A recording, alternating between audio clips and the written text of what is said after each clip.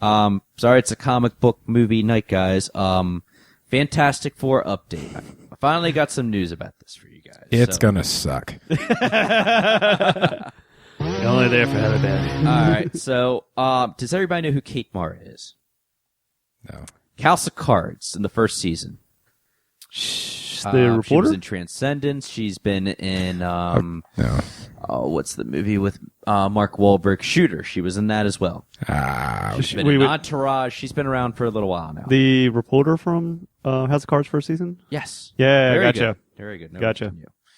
Yeah, so she's going to be the new Sue Storm in the movie, okay? In an interview with Esquire Latin America, she said, I've never been a fan of comics. I've never actually read one. I was going to for this movie, but the director, who's the director of Chronicle, what's his name, Josh Trenton? Or I'll get you that director another time. Sorry, guys. HateMail@banteringbows.com, Brian Thomas. Said it wasn't necessary. Actually, he told us that we shouldn't do it because the plot won't be based on any history of anything already published. So I chose to follow his instructions. The one fact is, I am a fan of comic book movies, so it's very exciting to be part of a movie like this. Now, fast forward to today. This came out the other day. Entertainment Weekly reached out to Kate Mara and for like more of an explanation because people are like, oh my God, if you're not going to go buy the comic or buy the source material, then what the F are you going to do? Yeah. Wouldn't it, and even if even he says you're going to do your own thing, wouldn't it be nice to go back and see how the character goes? Point of reference or something. Yeah. So you know. I'm thinking the same thing. I'm with you on that. She did not say that the film would be based on any comics, just that it wouldn't be based on any one comic, instead drawing from the entirety of the Fantastic Four's history. So then you would read the comic to get some idea of how to play the character. Okay.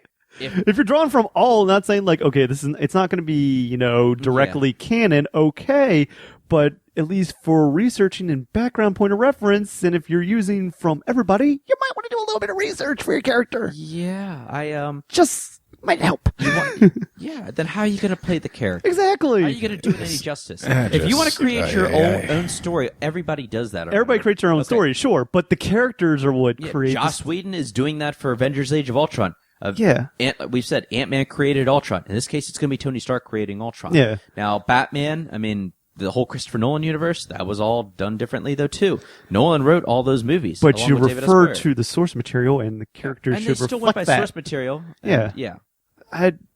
Just hearing that just makes me just go, what the hell? It's making a lot of people cringe. Anyway. Yeah, basically, I can say. I don't know. Maybe he can put a good spin on it or whatever. I don't know. We'll see.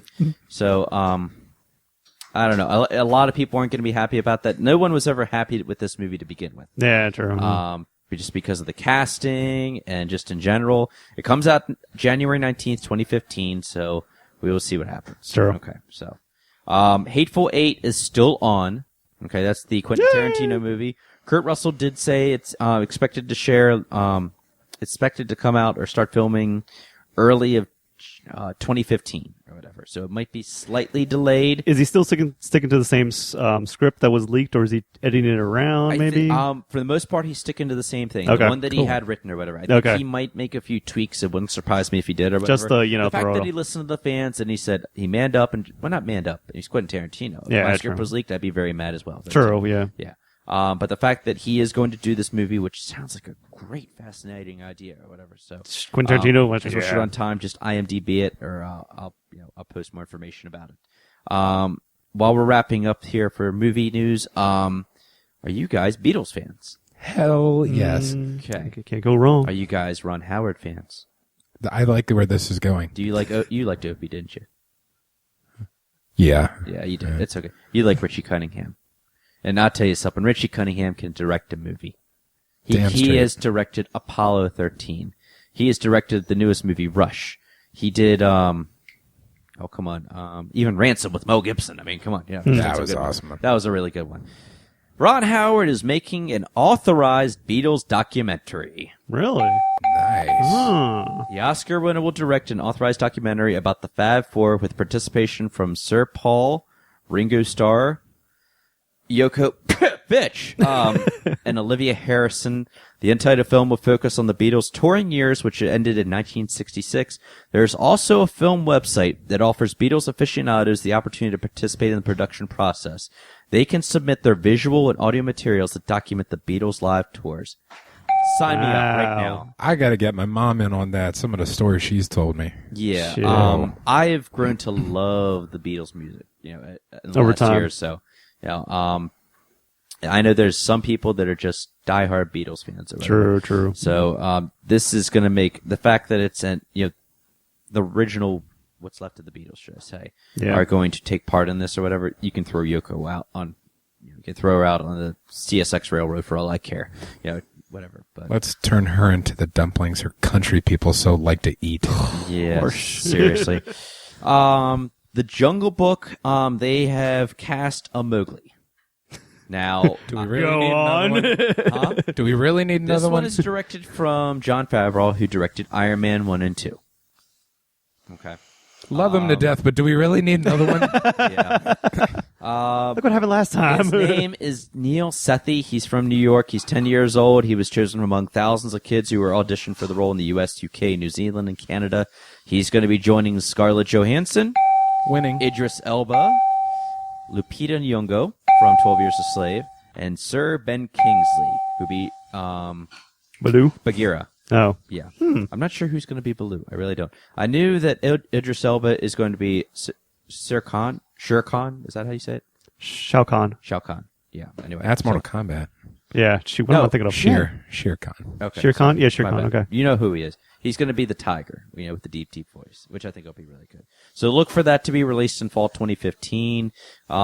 I'll end you guys with this. We talked about how Power Rangers is going to be a movie.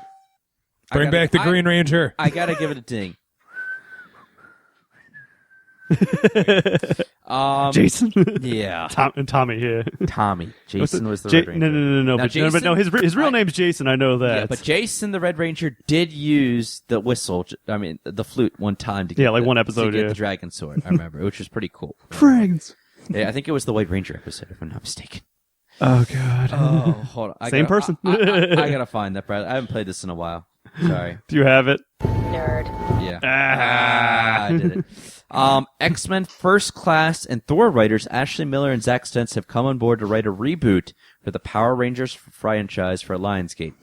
Robert Orsi, a name we talked about earlier, that was involved with Star Trek, Transformers, and even Amazing Spider-Man 2, is attached to executive produce and even help with the script.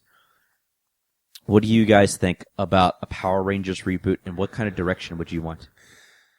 Why? Of course, the sad thing is the only thing I'm going to go with what we saw last year with Pacific Rim. I'm like, just go that direction. Yeah. That's the easiest way, because let's see, that's the closest reference you can make off of it. Do you go for the darker, grittier? I don't. As long as think- it's nothing like the last one they made. Well, let's just say That'll be nothing better. like it has to be. The sad thing is that Power Rangers I know. Turbo, or what Oh is it? God. With even ooze. That was so Oh, bad. this Turbo, a Power Rangers movie. Oh dear Lord. Exactly. I mean, that's what it was. I know when we were growing up, but we were kids, especially growing up. We didn't know better. Yeah, but there's still fan base out there. There is. Our generation, I think, would be welcoming to it. Our generation would be, especially those who grew up in the 90s, If who they're grew up doing with a that. Teenage But Mutant Ninja Turtles movie, why can't they do this? true. And that's even older. It's the way it's presented, I guess, and the way it's shown. Does it have to be that grittier look, or do we go with the kind of kid-friendly funny style, one, the funny yeah. one? I mean, how much can you do with that spandex? Last two movies, when they came out in their prime, but the Power Rangers didn't make a lot of money. No, Yeah, I don't know. It's risky. collective turd sandwich. But- I mean, let's be honest. Most of it has been like, how can we push our promotional toy items? Let's just use these obnoxious vehicles for no reason. Just push the toys. If Yeah. they are taking it seriously if they're hiring the X-Men writers, though, I will say that. I mean, potential. It's just the sad thing is I don't know. Like I'm like, how can you redeem it? Bring and make it accessible to it's like what's going to sell me to go to the movie theaters and see Power Rangers again? I'll see it. I don't know. Just you're going to see it. Just give me. I mean, they got me in the movie theater to see Transformers for God's sakes. Just give me what's her name? Kimberly. Is it Kimberly? Just give me Kimberly. Just bring her back again. Amy Jo Johnson. Thank you. Oh God bless her. She Just still give looks me good to her. this day. In the meantime, though, yeah, that's about all I got. Find on the internet. Yeah. Speaking of internet porn, I'll get to that article soon enough.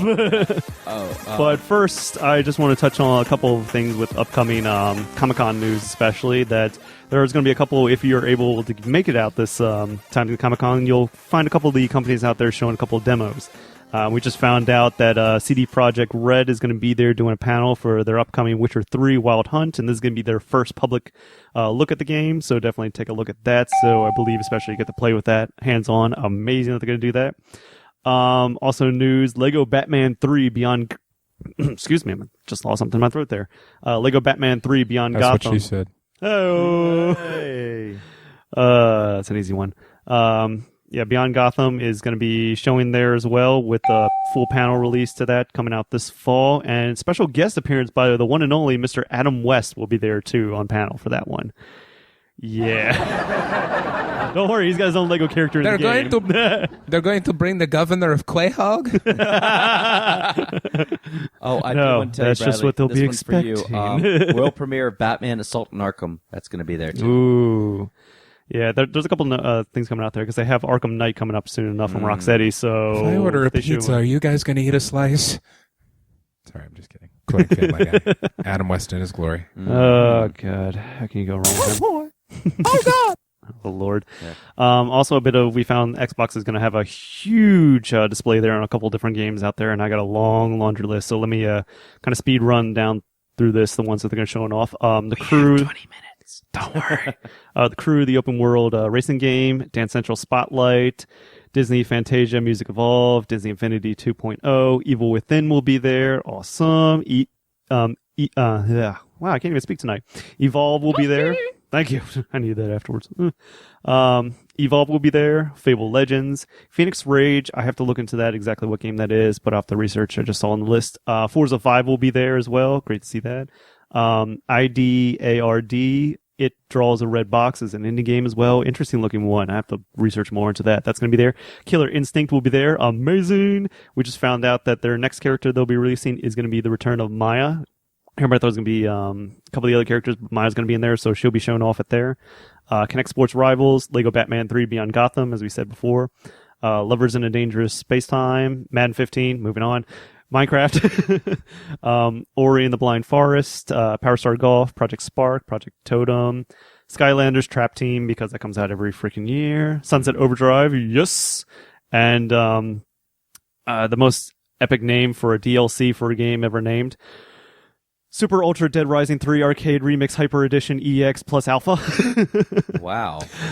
I saw the thing for that. That Yeah. was hysterical. Just as they're kind of like homage to Capcom coming up to its like I can't remember how many years celebration anniversary. They took the advice from a lot of reviewers saying how Dead Rising 3 was a little bit too serious and forgot the humor of it all. So they decided, okay, let's take all your favorite characters from the game, from all of our Capcom games, and now you can play as them. So if you want to dress up as Chung-Li and beat the crap out of zombies, sure. Want to be as Haggard from Streets of Rage and just body slam zombies? Why not? And to go along with the theme of basically the stereotype running gag of Street Fighter editions, the most epic name for a DLC. Again, Super Ultra Dead Rising 3 Arcade Remix Hyper Edition EX plus Alpha. I kid you not, that is the actual title. Excellent. And also Titanfall will be there as well. There's also going to be showing off a little bit. Xbox will be showing off the Halo Nightfall episodic series from producer Ridley Scott will be shown there as well. So, yeah, definitely be looking out for that as well. Again, hopefully, because I know especially they're having the works to be doing a little bit more with the Halo franchise. Supposed to have a little bit more episodic coming from what's his name? The Jaws. Shoot, why can't I think? Steven Spielberg was supposed to be doing something like that. Yeah. Haven't heard too much. TV thing or something. Yeah, it was supposed to be a like TV that. show. Then it died out. I haven't heard too much on that. I'm afraid to say, unfortunately. So, but the episodic thing from Ridley Scott, definitely can't wait to see that. So, also keep on note, not actually at the. Unfortunately, at the Comiccon news, but going on at the same time, the nerdhq convention that's going on at Petco Park. Not officially, again, related to Comic-Con, but doing at the same time, kind of similar regards to... Waiting for the soundboard there. No, hey, you do your thing. So, a convention that's going on. Do note that Sega will be there showing off demos for... Sega! For their upcoming demos for Alien